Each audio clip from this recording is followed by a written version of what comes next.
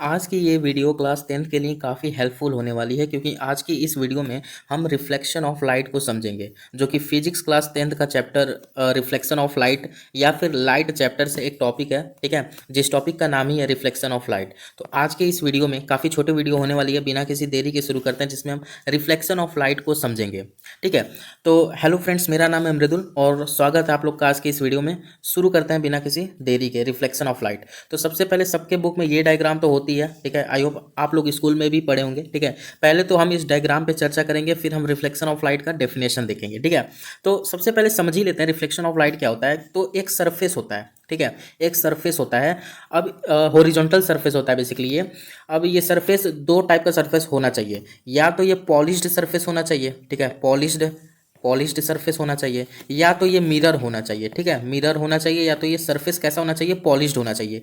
ठीक है, तभी रिफ्लेक्शन ऑफ लाइट का जो फिनोमिना है काम करेगा। अब होता क्या है, तो मिरर या पॉलिश्ड सरफेस पे एक लाइट की जो रे होती है ना वो आके टकराती है। ठीक है, एक मिरर या पॉलिश्ड सरफेस पे एक लाइट की रे आकर टकराती है, स्ट्राइक करती है एक पॉइंट पे। ठीक है, एक पॉइंट पे कहीं भी एक लाइट की रे आके टकराएगी और टकराने के बाद, ठीक है, वो वापस से टकराने के बाद जहाँ से आई थी, जिस मीडियम से आई थी उसी मीडियम में वापस से लौट जाएगी बैक। ठीक है, बैक हो जाएगी, बाउंस बैक हो जाएगी। बेसिकली कहने का मतलब क्या है कि ये एक सरफेस है, यहाँ से एक लाइट आई, लाइट एक पॉइंट पे टकराई इस सरफेस पे और टकराने के बाद सेम उसी मीडियम में दूसरा एंगल बनाते हुए चली जाएगी, और इसी फिनोमिना को हम लोग कहते हैं रिफ्लेक्शन ऑफ लाइट। ठीक है, इसी फिनोमिना को हम लोग कहते हैं रिफ्लेक्शन ऑफ लाइट। अब ठीक है, अब सबसे पहले डेफिनेशन देख लेते हैं, डेफिनेशन क्या कह रहा है, उसके बाद हम उस डायग्राम पे भी चर्चा करेंगे।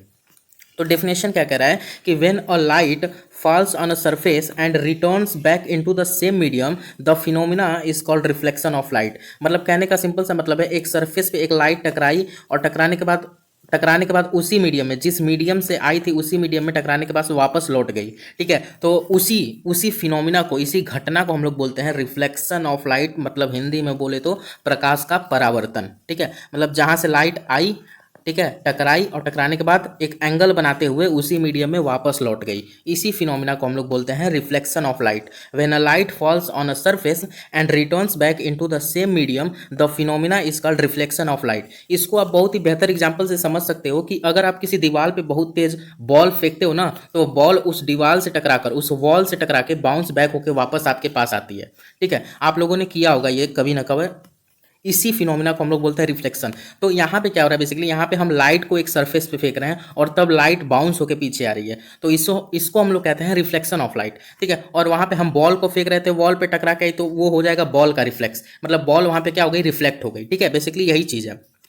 और मैंने आपको बता भी दिया, लाइट को रिफ्लेक्शन के लिए, लाइट को रिफ्लेक्ट होने के लिए सरफेस या तो मिरर होना चाहिए, ठीक है, वो जो सरफेस है वो या तो वो मिरर होना चाहिए या तो पॉलिश्ड होना चाहिए। ठीक है, पॉलिश्ड होना चाहिए, ये बात याद रखिएगा। या तो वो सरफेस खुद मिरर हो, ठीक है, शीशा हो, कांच हो, दर्पण हो, या तो पॉलिश्ड मतलब चिकनेदार सरफेस हो। ठीक है, तो ये रिफ्लेक्शन ऑफ लाइट का डायग्राम सबके बुक में। अब इस पर हम चर्चा करते हैं क्या क्या होता है। तो देखिए, एक तो हॉरिजॉन्टल सरफेस होता है, इसको हम लोग मान लेते हैं यक्स और इसको हम लोग मान लेते हैं वाई। ठीक है, यक्स वाई एक हॉरिजॉन्टल सरफेस होता है। ठीक है, इस सरफेस को या तो हम मिरर बोल सकते हैं, ठीक है, ये सरफेस या तो मिरर हो जाएगा या तो पॉलिश्ड सरफेस हो जाएगा। ठीक है, POLISHED, पॉलिश्ड सरफेस या मिरर हो जाएगा, तभी लाइट रिफ्लेक्ट करेगी। अब याद रखिए कि यहाँ से एक लाइट की रे जो है आ रही है, ठीक है, लाइट की रे आ रही है, तो आ रही है मतलब इन, ठीक है, इंसिडेंट रे कहते हैं। तो लाइट की जब रे आ रही है तो जो किरण, जो प्रकाश की किरण आ रही है उसे हम लोग कहते हैं इंसिडेंट रे, इंसिडेंट रे। ठीक है, जो किरण आ रही है, जो लाइट की रे आ रही है, इंसिडेंट रे आ रही है ना, इन, तो इंसिडेंट रे। और फिर देखिए एक पॉइंट पे ये टकरा रही है। ठीक है, अगर हम बात करें तो ये पॉइंट पे स्ट्राइक हो रही है, इस पॉइंट पे, ये जो यक्स वाई सरफेस है, इस सरफेस के एक पॉइंट पे ये स्ट्राइक कर रही है, तो उस पॉइंट को हम नाम दे देते हैं ओ, इस पॉइंट को हम लोग नाम दे देते हैं ओ। और इस सरफेस को कहते हैं, इस पॉइंट को कहते हैं पॉइंट ऑफ इंसिडेंट या पॉइंट ऑफ इंसिडेंस कहते हैं, या फिर पॉइंट ऑफ स्ट्राइक भी बोल सकते हैं। ठीक है, हम सिंपल से इसका नाम ले लेते हैं पॉइंट ऑफ स्ट्राइक। अभी मैं बताता हूँ, पॉइंट ऑफ स्ट्राइक, स्ट्राइक या फिर इंसिडेंट भी बोल सकते हैं आप लोग, या फिर इंसिडेंस।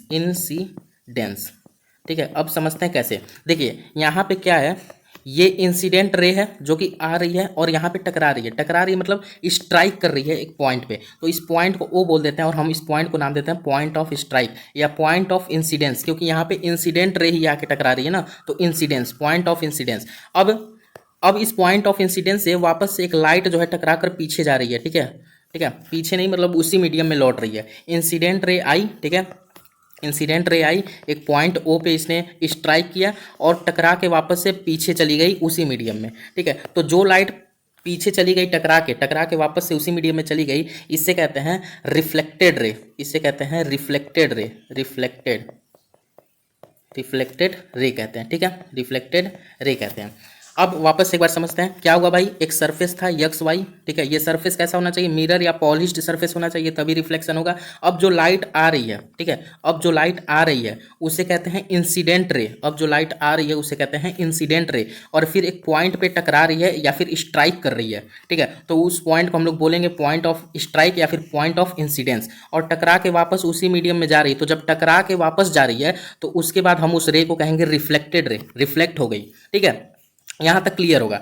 और सरफेस कैसा होना चाहिए, मिरर या पॉलिश्ड होना चाहिए, ठीक है। अब नेक्स्ट पे पढ़ते हैं। अब ध्यान से आप देखिए, ये इंसिडेंट रे है और ये रिफ्लेक्टेड रे है, तो इसके बीच में एक एंगल बन रहा है, इसके बीच में एक एंगल बन रहा है। तो अगर हम इस एंगल को डिवाइड करना चाहें तो यहाँ पे एक लाइन बना सकते हैं, एक लाइन बना सकते हैं। और यही है, ये जो होता है ना, एक मतलब ऐसा नहीं कि लाइन ये परमानेंट होता है, ये एक इमेजिनरी लाइन होता है, ठीक है, ये एक इमेजिनरी लाइन होता है between incident ray and reflected ray. सीधा सीधा परपेंडिकुलर, आप समझते हो ना, अभिलंब जिसे कहते हैं परपेंडिकुलर, तो परपेंडिकुलरली एक लाइन होता है जिसे हम लोग कहते हैं नॉर्मल, ठीक है, इस लाइन को ही हम लोग कहते हैं नॉर्मल, NORMAL, ठीक है। और इसको हम लोग प्रेजेंट भी करते हैं, रिप्रेजेंट करते हैं कैपिटल एन से, ठीक है। ये नॉर्मल होता है, परपेंडिकुलर जैसे होता है वैसे ही बिटवीन इंसिडेंट रे और रिफ्लेक्टेड रे के बीच में होता है, ठीक है, ये एंगल बनाता है। अब देखो यहाँ पे क्या है कि ये बन गया ना, ये हमारे पास नॉर्मल बन गया। तो अब ये नॉर्मल क्या कर रहा है, एक तो एंगल बना रहा है इंसिडेंट रे और अपने बीच में, ठीक है, और एक एंगल बना रहा है रिफ्लेक्टेड रे और अपने बीच में। दो एंगल बन रहा है ना, एक एंगल बन रहा है इंसिडेंट रे और नॉर्मल के बीच में, और एक एंगल बन रहा है रिफ्लेक्टेड रे और नॉर्मल के बीच में, ठीक है। तो ये नॉर्मल बेसिकली एंगल बना रहा है, ठीक है। अब क्या होता है, ध्यान से देखिएगा, अगर एंगल, ठीक है, अगर एंगल इंसिडेंट रे और नॉर्मल के बीच में बन रहा है, अगर एंगल इंसिडेंट रे और नॉर्मल के बीच में बन रहा है तो उसे हम लोग कहते हैं एंगल आई। अभी नाम क्या होता है बताऊंगा, एंगल आई। और अगर एंगल रिफ्लेक्टेड रे और नॉर्मल के बीच में बन रहा है तो उसे हम लोग कहते हैं एंगल आर, एंगल आर कहते हैं, ठीक है, समझ में आ रही है बात। तो अब देखिए, एंगल आई को कहते हैं एंगल ऑफ इंसिडेंस, ठीक है, एंगल आई को हम लोग कहते हैं एंगल ऑफ इंसिडेंस, इंसिडेंट नहीं, एंगल ऑफ इंसिडेंस। और एंगल आर को कहते हैं एंगल ऑफ रिफ्लेक्शन या फिर एंगल ऑफ रिफ्लेक्ट भी बोल सकते हैं आप लोग, ठीक है। सिंपल सा मतलब, एंगल आई को कहते हैं एंगल ऑफ इंसिडेंस और एंगल आर को एंगल ऑफ रिफ्लेक्शन, ठीक है। तो यहाँ पे मैं लिख दे रहा हूँ, सिंपल सा चीज़ है। एंगल आई को हम लोग कहते हैं angle of ANGLE, angle of incidence, incidence, ठीक है। और एंगल आर को हम लोग कहते हैं angle of reflection, angle of reflection, CTION, ठीक है। आई होप आपको ये नाम नहीं भूलना चाहिए, ठीक है, ये बहुत ही इंपॉर्टेंट चीज़ है, ठीक है। कई बार एग्जाम में आ सकता है कि पूरा का पूरा आपको ये डायग्राम बनाने को दे दिया जाएगा और आपको यहाँ पे इसका नाम बताना है। तो एक बार और रिवाइज करते हैं भाई। एक हॉरिजॉन्टल सरफेस होगा X और Y, ठीक है, इसे हम लोग मिरर या पॉलिश्ड सरफेस कहेंगे, ठीक है, तभी रिफ्लेक्शन होगा। अब एक लाइट की जो रे है वो आएगी, तो आती हुई रे को कहते हैं इंसिडेंट रे, और टकराई एक पॉइंट पे वो स्ट्राइक की, तो उस पॉइंट को हम लोग O मान लेते हैं और पॉइंट को बोल देते हैं पॉइंट ऑफ स्ट्राइक या फिर पॉइंट ऑफ इंसिडेंस। और उस पॉइंट से वो क्या की, टकरा कर बाउंस बैक होकर उसी मीडियम में चली गई, उसी मीडियम में लौट गई। ये इंपॉर्टेंट बात है, याद रखिएगा। तो जो लौट गई रिफ्लेक्टेड रे बोलेंगे। अब इन दोनों के बीच में, इंसिडेंट रे और रिफ्लेक्टेड रे के बीच में एक इमेजिनरी लाइन होता है, उसे कहते हैं नॉर्मल, N से रिप्रेजेंट करते हैं। ये नॉर्मल क्या करता है, नॉर्मल एंगल क्रिएट करता है अपने और ये दोनों रे के बीच में। तो अगर इंसिडेंट रे और नॉर्मल के बीच में कोई एंगल है तो एंगल आई कहेंगे, और रिफ्लेक्टेड रे और नॉर्मल के बीच में जो एंगल है उसे एंगल आर कहेंगे। और एंगल आई को क्या कहते हैं, एंगल ऑफ इंसिडेंस, और एंगल आर को क्या कहते हैं, एंगल ऑफ रिफ्लेक्शन, ठीक है। आई होप ये चीज़ आपको क्लियर हो गया होगा काफ़ी बढ़िया से, ठीक है। अब डेफिनेशन एक बार और हम लोग देख लेते हैं, डेफिनेशन क्या कह रहा है। डेफिनेशन सिंपल से बात कह रहा है कि जब लाइट फॉल्स करती है एक सरफेस पे, ठीक है, सरफेस पे, तो वो रिटर्न बैक हो जाती है उसी मीडियम में, ठीक है, उसी मीडियम में रिटर्न बैक हो जाती है, और उसी फिनोमिना को हम लोग कहते हैं रिफ्लेक्शन ऑफ लाइट, ठीक है। यहाँ पे बात लिखी है, तो जरूरी यहाँ पे बात है ये सेम मीडियम आपको पता होना चाहिए, मतलब उसी मीडियम में वापस लौट जाती है, बैक हो जाती है, ठीक है। ये दो यहाँ पे दो तीन वर्ड्स हैं जो कि काफ़ी जरूरी हैं। तो लाइट का एक सरफेस पे आना, टकरा के वापस उसी मीडियम में चले जाना, इसी चीज़ को हम लोग कहते हैं reflection of light. I hope आपको डेफिनेशन एंड डायग्राम पूरा क्लियर होगा, ठीक है, डायग्राम आपको पूरा क्लियर होगा। एक चीज़ और मैं बता दे रहा हूँ, छोटा सा चीज़ है, कई बार लोग ऐसे कॉमन सेंस टाइप क्वेश्चन पूछ लेते हैं कि इसमें से कौन सा जो लाइट का रे है ये आ रहा है और कौन सा जा रहा है। तो आप ऐसे नहीं बता देंगे कि यही रे हमेशा आ रहा है, यही रे जा रहा है, ठीक है। अगर एरो लगा है यहाँ पे तब आप कहेंगे ये रे आ रहा है और ये वाला रे जा रहा है। लेकिन अगर वहीं पे ऐसा हो जाए कि ये सिंबल ऐसे हो जाए, ये सिंबल ऐसे हो जाए, तो यहाँ पे जो लाइट का रे हो जाएगा ना, ये वाला किरण आ रहा है, तो इसे ये हो जाएगा इंसिडेंट रे, और तब यहाँ जो जा रहा है ये हो जाएगा आपका रिफ्लेक्टेड रे। तो यहाँ पे जब भी आपसे क्वेश्चन पूछे तो सिंबल जरूर देखिएगा, अगर सिंबल नहीं है ना तो वहाँ पे आप कुछ मत बोलिएगा, बोल दीजिएगा पहले सिंबल रहेगा तब हम बताएंगे कि कौन सा रे आ रहा है एंड कौन सा रे जा रहा है, ठीक है। अब हमारा दूसरा जो टॉपिक है इसी में वो है लॉ ऑफ रिफ्लेक्शन, ठीक है। जैसे वो टॉपिक इंपॉर्टेंट था, डायग्राम इंपॉर्टेंट था, अब जो सबसे दूसरा चीज इंपॉर्टेंट है वो है लॉ ऑफ रिफ्लेक्शन, मतलब रिफ्लेक्शन यानी परावर्तन का नियम। तो सबसे पहले याद रखेंगे परावर्तन के कुल दो नियम होते हैं, टोटल दो लॉ होते हैं परावर्तन यानी रिफ्लेक्शन के, टोटल दो नियम होते हैं, ठीक है। अब एक एक नियम पे हम लोग चर्चा करते हैं। सबसे पहला नियम जो है मैं डायग्राम से ही आपको समझाना चाहूंगा क्या कह रहा है, ठीक है। सबसे पहला नियम यही कहता है, सबसे पहला नियम ये बात कहता है रिफ्लेक्शन का कि देखो ये एक्स वाई सरफेस है ना, ये एक्स वाई सरफेस है, इस पे तीन लाइन मिल रही है एक पॉइंट पे, ठीक है। इस सरफेस पे, इस हॉरिजॉन्टल सरफेस पे तीन लाइन मिल रहा है एक पॉइंट पे। कौन कौन सा लाइन? एक तो इंसिडेंस रे, ठीक है, सॉरी इंसिडेंट रे, और एक रिफ्लेक्टेड रे, और एक नॉर्मल। ये जो तीनों चीज़ हैं, ये जो तीनों चीज़ हैं वो एक ही प्लेन पे एक पॉइंट पे मिल रहे हैं, वही है पहला नियम, ठीक है। यही है रिफ्लेक्शन का फर्स्ट लॉ, ठीक है। रिफ्लेक्शन का फर्स्ट लॉ यही है, incident ray, reflected ray and the normal, ठीक है, at the point of incidence all lie in the same plane. मतलब क्या है कि इंसिडेंट मतलब यहाँ कहने का मतलब है कि इंसिडेंट रे, रिफ्लेक्टेड रे और नॉर्मल, ये तीनों जो है एक ही पॉइंट पे लाई करते हैं, जो कि एक ही प्लेन में होता है, और उस पॉइंट को क्या कहते हैं?